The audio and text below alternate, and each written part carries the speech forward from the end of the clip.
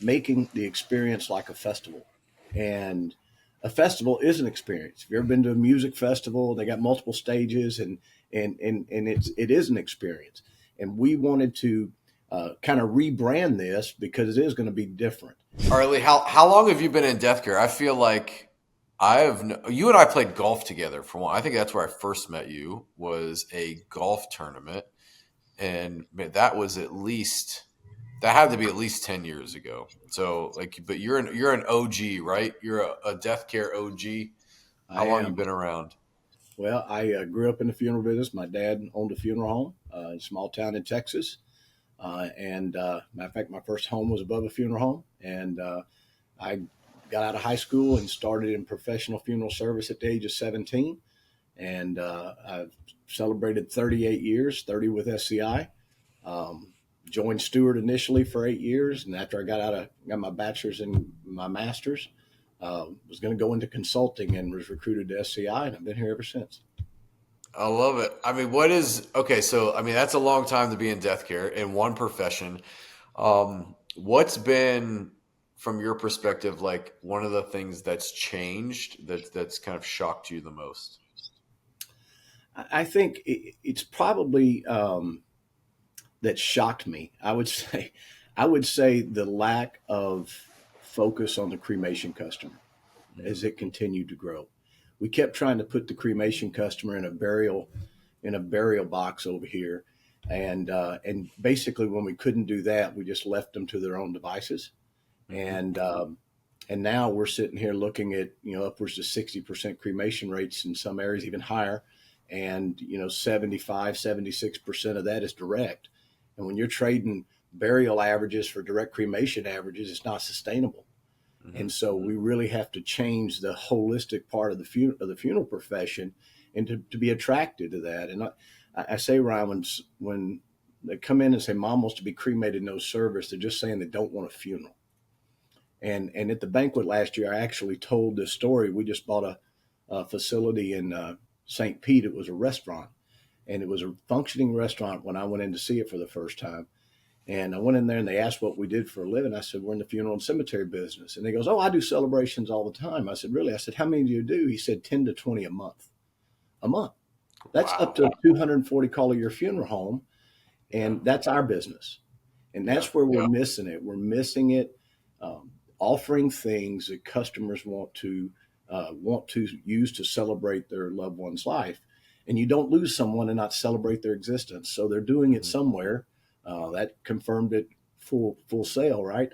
And so we've got to change, but we still have funeral homes out there that said, I'm not going to let catering in my building. I don't want to clean up a carpet stain. We'll just keep trading $12,000 burial averages with $2,000 cremations. And it's not preserving this profession for the next generation. I've had massive amounts of opportunity in this profession. It's been great to my family for two generations. My daughter graduating from the University of Alabama, she's coming into the funeral service. She will be third generation. I want her and others like her to have the same opportunities I've had in this profession. Okay, so on that and that, like we're talking about legacy and preserving that, and now multiple generations coming in. Like, how was that transition to your role at ICCFA? Well, I think in order to help people change, you have to model change. If we continue to look as a professional association, we continue to look like every association out there, and we don't do something dynamic and different. I don't know if you've ever attended the celebration of remembrance at the Mm-hmm. ICCFA, but our team put that on. We took that space. We wanted that space to show the funeral profession what is possible on a grand scale. And we do it every day on a much smaller scale for families, but we want them to see what's possible.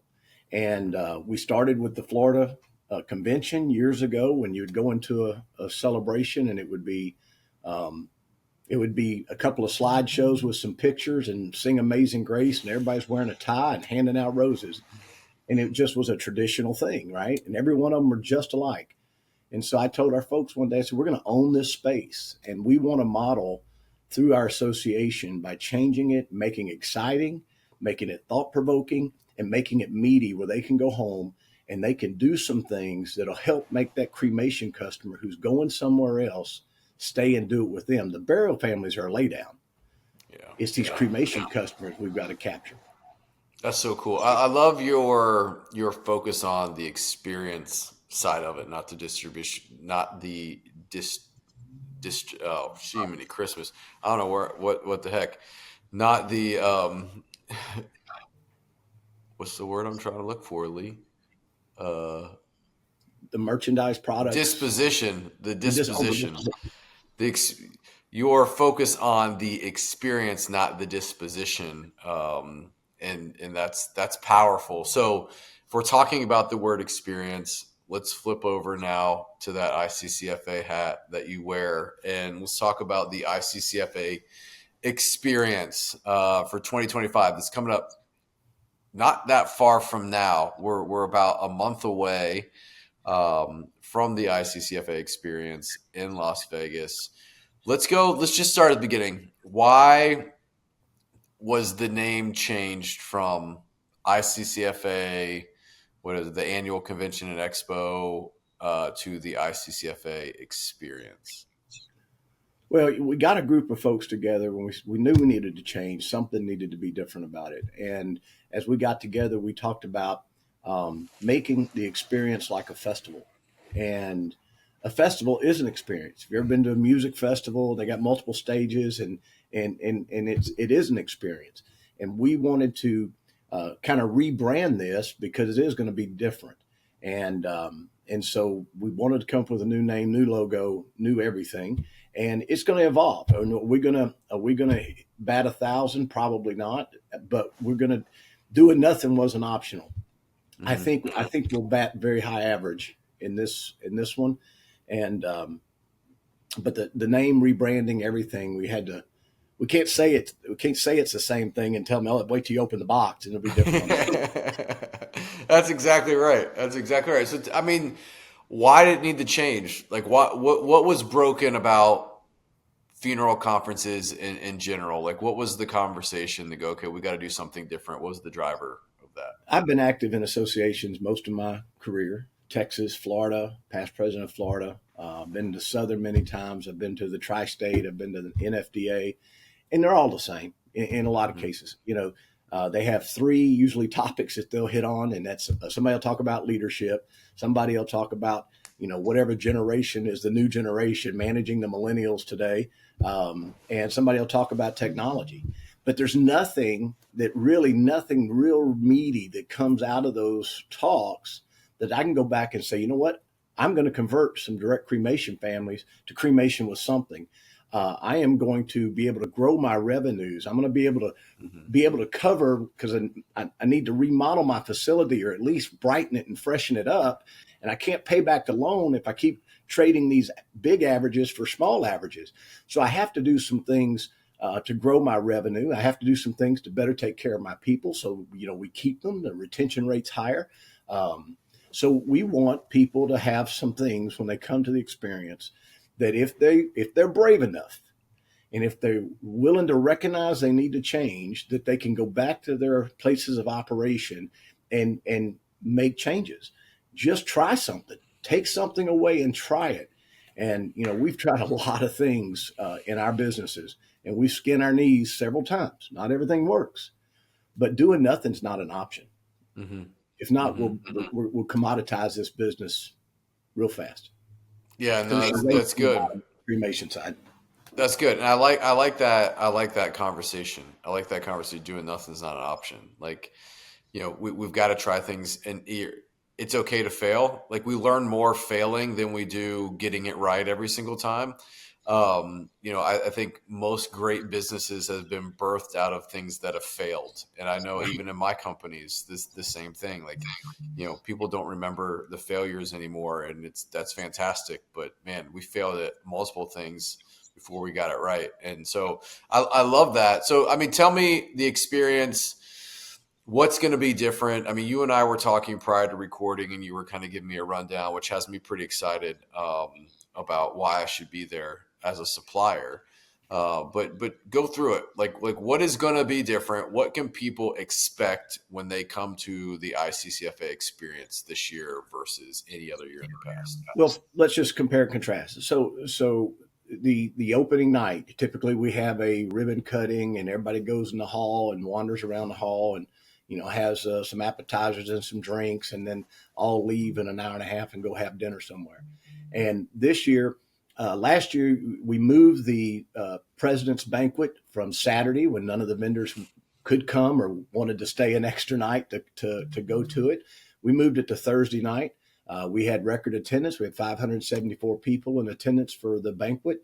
Had a great comedian. We moved away from music and did a comedian. We had Josh Blue, who was hilarious. Mm-hmm. Everybody stayed, where most people, when they start the entertainment, leave. Last year we had some conflicts with some of our bigger vendors setting up some private parties for their potential clients. And so this year we're moving it to Wednesday night, the first night. So it'll be an opening reception with the celebration of remembrance, the opening night, the President's Banquet, and then Cristela Alonso is our comedian, and she should be great. And then that way on Thursday night, the big companies that want to host a private gathering can do that. Won't be any conflict. Also, in the past, we've had educational sessions set up outside the expo hall in side rooms, which drew our attendees out away from the vendors who spent a lot of money to come in there. So this year, we're not doing that. We're going to have some pre-experience classes, a couple of them, and we're going to have some post-experience classes. But on the Thursday and Friday, during the actual vendor setup, or the vendor in the hall there at the experience, everything will be inside. To kind of go with the festival idea, we have 3 stages that'll be set up in the hall. One is a big stage for our keynotes, and then we have 2 smaller stages, which will be smaller if you decide, hey, I want to go to how to make catering profitable and how to do catering in my operation. You can go to that talk. It's probably going to be 45 minutes, 30, 45 minutes. You can ask questions. You can engage the people who are sharing the ideas. There's going to be another talk on how to grow revenue in your funeral homes. We have 2 great speakers coming to lead that discussion. So it's going to be going to be different in that aspect. But if you don't want to attend, you're interacting with the vendors. Each attendee this year will have a name tag with their with QR code on it with all their information. So instead of the vendors just getting a list of everybody that came, you will actually, when they interact with you, scan their badge and get a list of all people that you engaged with, to have a good lead list for people to follow up with that you had interaction with. All the food and beverages are usually hidden. You got to go find them in the hallways. We're going to actually have a food truck feel with different types of food set up. All the bars will be in the center. And then we're going to have an Ask the Expert at the ICCFA Hub, where small groups of people can sit with various different folks to discuss different topics in that smaller setting. So it's going to be themed. We're doing a circus theme because we're in Vegas, and it should be very upbeat, exciting, energetic, and have 2 full days on the floor during the experience to interact with our great vendors.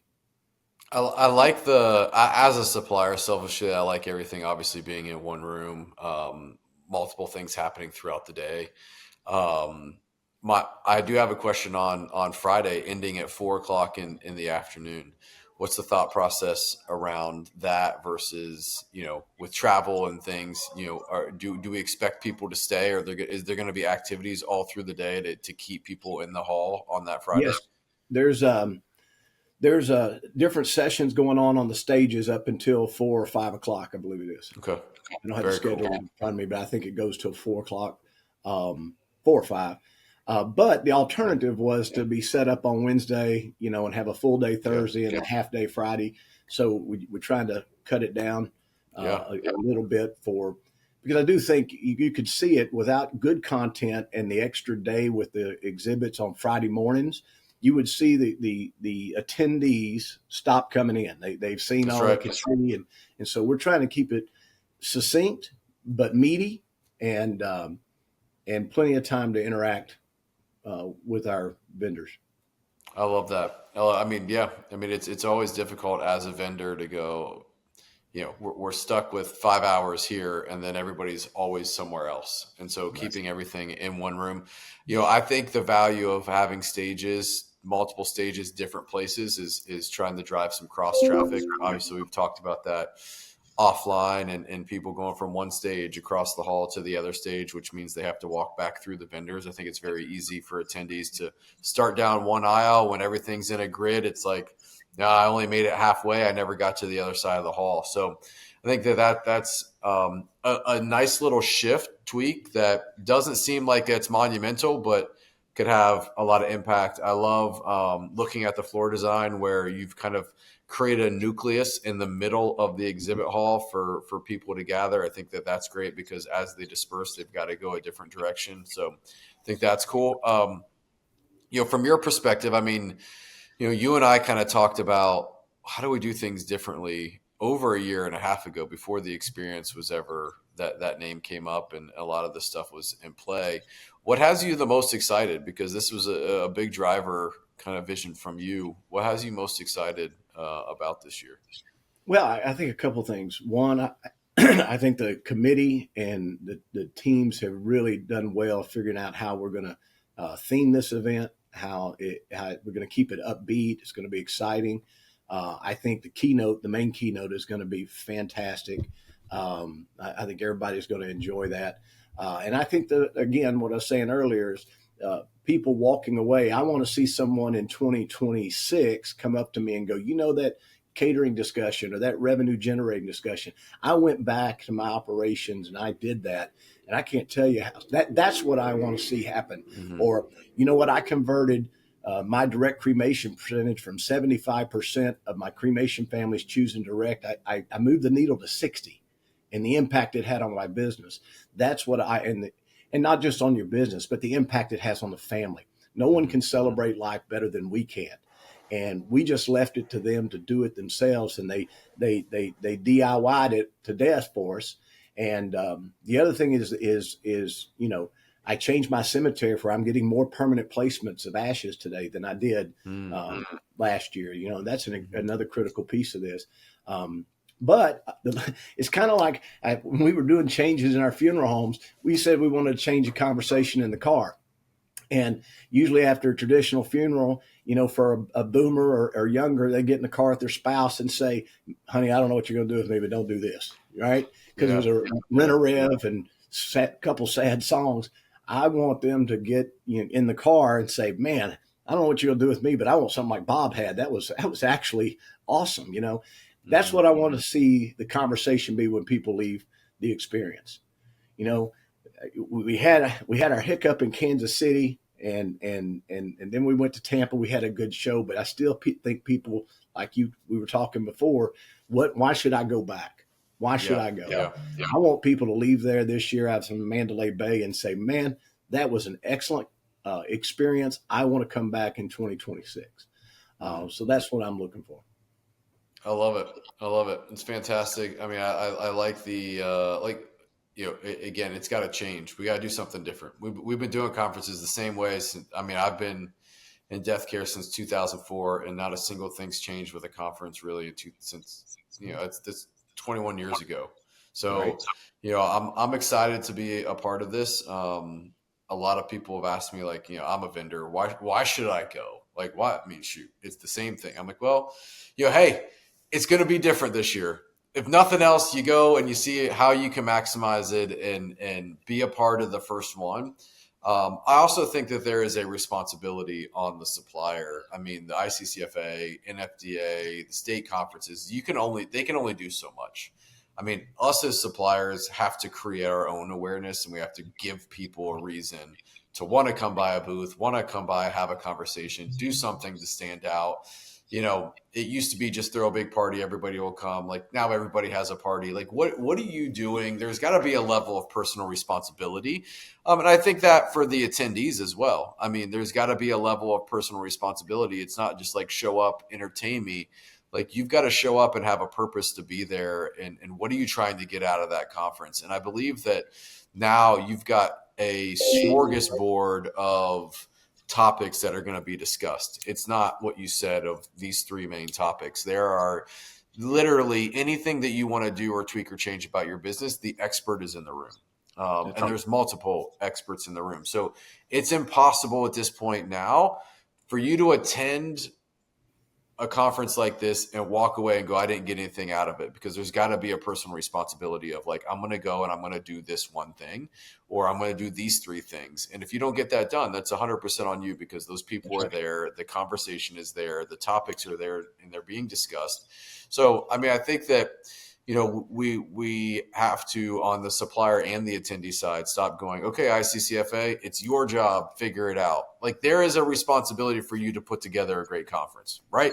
But there is also a personal responsibility for us as suppliers and attendees to have a mode of goal or what we're trying to accomplish from being in attendance. And so if everybody does their part and everybody owns their lane, then this is a massively successful endeavor for everybody. So I'm excited to be a part of it. I'm glad that you took the time to hop on and really kind of break down the thought process and pinpoint some of the reasons why, hey, we just can't keep doing it the same way that we've always done it. And roll the dice, man. Applaud ICCFA and the committee and your planning crew and the powers that came together in alignment to pull the trigger on something like this, and the gamble. I mean, it is a gamble. Anytime you tweak anything, there is a unknown.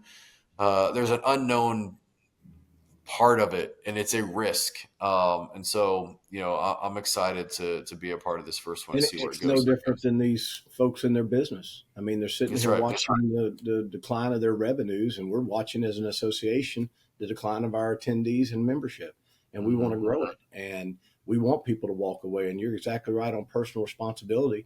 You know, I'm not going to come to their location and implement this stuff, right? What they hear. Yeah. You know, neither is the speaker. They have to go to something that they're willing to go home and put legs to it and make it work. And we'll definitely be resources to help. But my goodness, they've got to put legs to it when they leave and get That's home. so good. That's so good. I say every keynote that I give, and I speak 20 times a year in this profession, you can sit and listen to me 20 times a year. You can watch every single webinar. You can watch every single piece of content. Sitting in the room isn't going to change a darn thing. Attending the conference isn't going to – you can go to every conference ever known to man, Deathcare related, and it won't make your business any better unless you take one thing that you learned and you go implement it. And, you know, that's it. You know, in church we say faith without action is dead, and it's the same thing in a business, man. You can hope all day long for things to change, but if you don't take action, nothing's going to change. So, you know, I would say to anybody, like, if you're going, well, I don't know if I should attend, this is the first year they're doing something different, why not be a part of it? Like, your business won't be any worse if you attend and you take one thing, one conversation, and you go implement it. It won't make your business any worse. Your business won't stay the same either. And, you know, that's what we're after. So, you know, I applaud you and your team. Just for your listeners, they can go to ICCFA.com, register. The Mandalay Bay is already almost to capacity, I think. And so the hotel may be available. I haven't gotten the updated list. And it's April 30th through May 3rd. And we're super excited. It's coming fast. And I look forward to seeing you there, Ryan, as well. You bet. And I'm going to ask you this question. Pre-registration. I mean, how's it looking? How are we feeling about this year? Well, I can tell you that as of Friday, in past conferences and comparing last year, Tampa was a good show in Tampa. We were at about 400 and change this far out, and we are at 800 and change. Wow. With vendors and attendees. It's doubled, and it's growing every week. So I'm really excited to see what's going to happen. We're looking for record attendance at the banquet. Like I said, we were 574 last year, planning for 800. And we're looking for record attendance to the entire experience. Let's go. Awesome. Well, Lee, thank you so much for your transparency, your vision, and rolling dice and making this happen. This is exciting. Looking forward to it. Me too, Ryan. Thank you for your time.